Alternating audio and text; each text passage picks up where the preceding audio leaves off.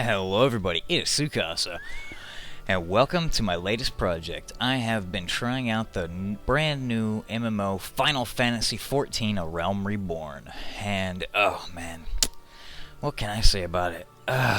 It is absurd. I cannot believe that they have released this game in this condition. It is just stupidly good. I had to go in there for a second, didn't I? No, it is crazy good. Look at these graphics. Look at that light effect coming off the sun there as it's the sun setting and going down behind that hill. Look at the lighting effects coming off of that. It's almost like in Miasma with the light beams. That's crazy good looking. But no, the game in itself is just absurdly good. I cannot believe that they've released it in this kind of quality. And what I mean by that is not that it's buggy, and which you may have thought I meant. No. The quality of the game, the condition it's been released in, is just absurdly polished. It is bug-free and so well done in every possible facet to a level I have never seen in an MMO before. What we're going to talk about here, I'm going to have to break this up into at least 4 or more parts. I'm going to have to try to keep them under 10 minutes, or at most 10 minutes, just simply because the graphical fidelity of this game makes the file sizes so huge. So what we're going to talk about here in this one is just my experiences in the game, what I've seen, and tell you a little bit about the game and why I think you should definitely pay attention to it and check it out, especially if you like MMOs or just RPGs. Anyway, though, obviously you can see that the graphics are insanely good. These are not even the highest graphic settings because I'm running on the laptop. It can't quite handle the highest graphic settings. They're that good. They're literally crisis level graphics. These are it's probably a little hard to tell because for you guys watching the video, when I do the compression and the encoding of the video, I use a rather low bitrate setting to keep the file sizes lower so I have a decent upload speed with it. So you're not I'm sure this video that's once I upload it to YouTube, it's not going to do the game justice, and you're not really going to see the full graphical fidelity of what I'm seeing on the screen. But you can probably see that it's pretty damn good. And this is literally crisis level graphics on the highest settings. It is a whole nother level of graphics that no MMO has ever gotten to before. These are better than most single-player games. Skyrim does not look this good. The Witcher 2 does not look this good. So for an MMO to have this kind of graphics is truly new territory for the genre. No other MMO has even come close to these kind of graphics, and especially not with the sort of performance and the stability of it. Most MMOs have trouble with that because there's so much going on the screen.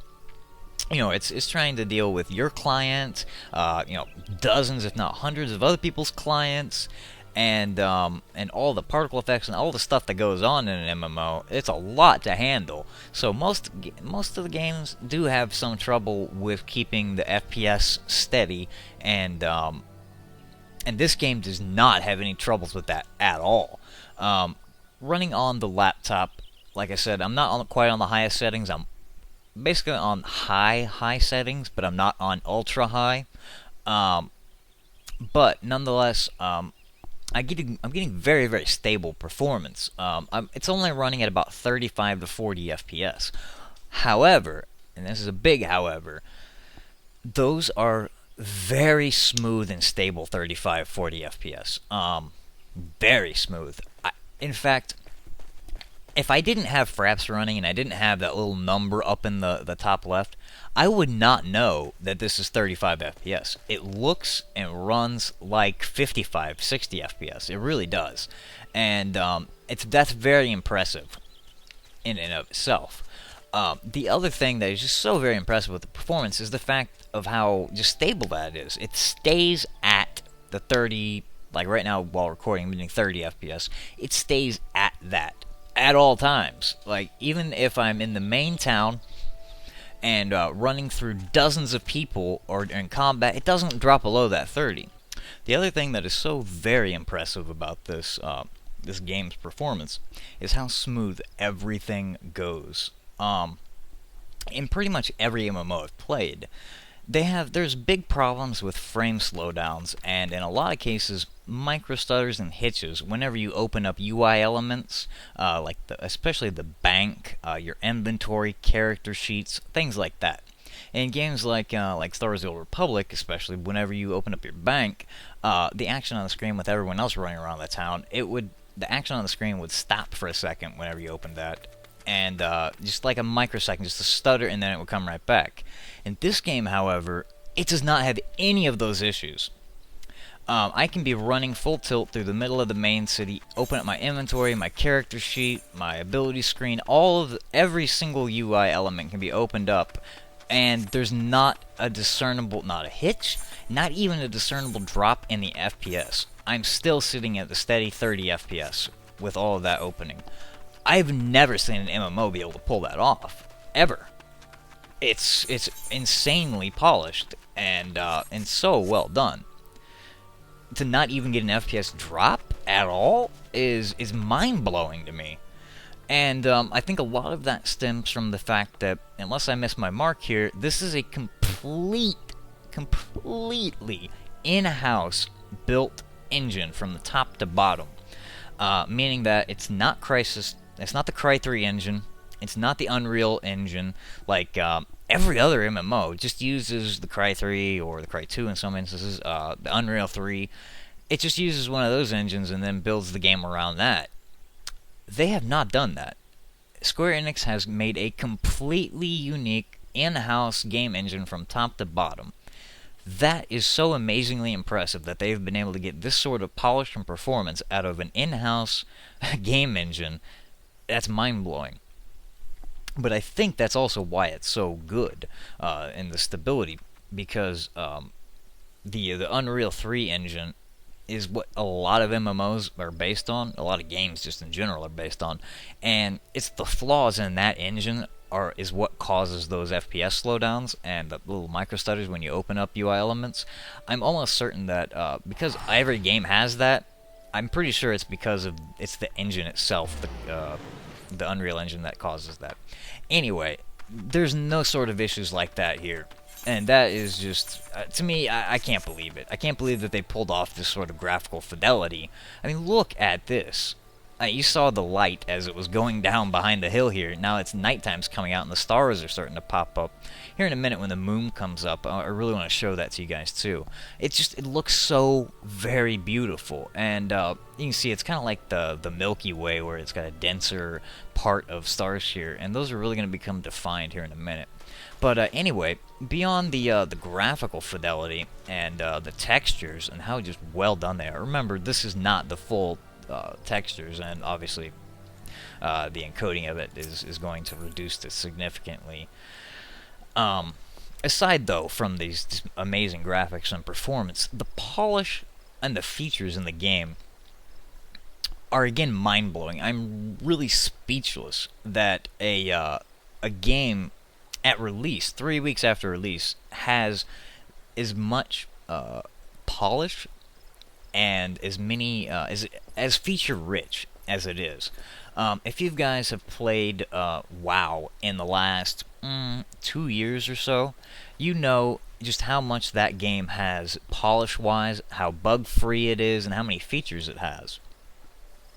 And if you played a game at release recently, like Star Wars: The Old Republic or any other, like Guild Wars 2, you would know just how the feeling you get whenever you go into a game that's new. You go, man, it doesn't have this, it doesn't have that, and you kind of notice it, and it's kind of to be expected. I mean, obviously, a game that just came out is not going to have the amount of depth that a game that's been out for 8 years will have. But that's where this game just blows my mind so much, is because all of those sort of features and polish that you would expect from a game that's 5 or more years old, this game has, and it's not even 5 weeks old. That's just crazy to me. Um, every single thing once I logged in, every single thing I tried to find, it had.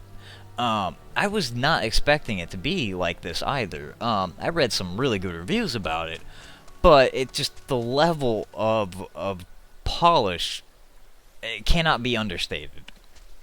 So, if you guys know me, you know as soon as I turn on a game, I start picking it apart and I start finding flaws in it. I've been playing now Final Fantasy XIV for about 20, maybe 30 hours. I have only found a single flaw, and it is such a minor thing. Here's what it is. Whenever you right-click on a person's name, it gives you a little menu here where you can send a tell, invite to party, send friend request. The only flaw I can find in the game so far is there's not a ignore player option in that window. I'm not kidding. That's the only flaw I could find.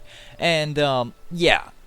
Every single other option I was trying to do and customize how I wanted things to be, I was able to find. From the camera settings, I wanted it to be so I could turn the camera and look behind me while I'm moving and didn't have it auto-rotate back.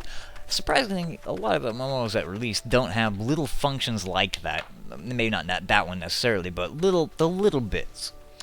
A lot of games that release don't have the little bits of polish that a game 5 years or more would have. Here, I was able to find everything. You can customize your UI however you want it. You can go into the HUD layout and change absolutely everything. You can customize your hotbars to be how you want it. The key bindings are all exceptional.